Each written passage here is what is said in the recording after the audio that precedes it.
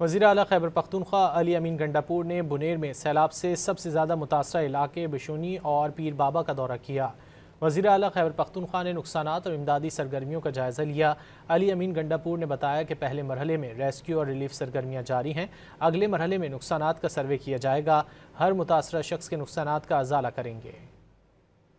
नुकसान हुआ है, जानी नुकसान तो हमारे बस में है नहीं कि हम पूरा कर सकें, लेकिन जो माली नुकसान लोगों का हुआ है, अमलाक का नुकसान हुआ है, जो अपना प्राइवेट उसका भी पूरा अजाला करेंगे।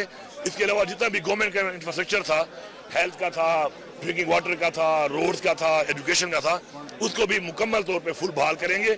और इंशाल्लाह अवाम को मैं ये वादा करता हूँ कि कंपनसेशन जो उनकी है, जो अमलाक का नुकसान हुआ है उनका, इंशाल्लाह चाहे वो लाइफ स्टॉक के हवाले से है, चाहे वो एग्रीकल्चर के हवाले से है, मुकम्मल तरीके से लोगों को फुल फैसिलिटेट करेंगे। और जो पूरे गाँव, जो कुछ हमारे ऐसे हैं छोटे गाँव जो बिल्कुल ही मसमार हुए हैं, उनके लिए मैंने इनको बोला है कि ये वहाँ पे मेहरबानी करके अपने जो हमारे पार्लियामेंटेरियंस हैं यहाँ पे उनसे बात करें।